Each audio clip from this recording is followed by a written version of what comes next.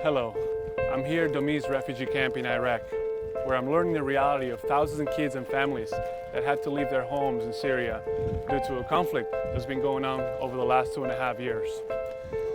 UNICEF's work has provided these kids a chance to survive and an opportunity to build a new life.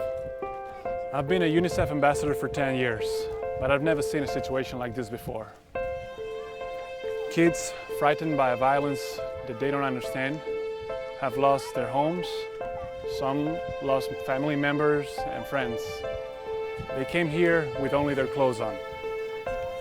They live in refugee camps and in host communities thanks to the generous contributions that have allowed them to survive and develop.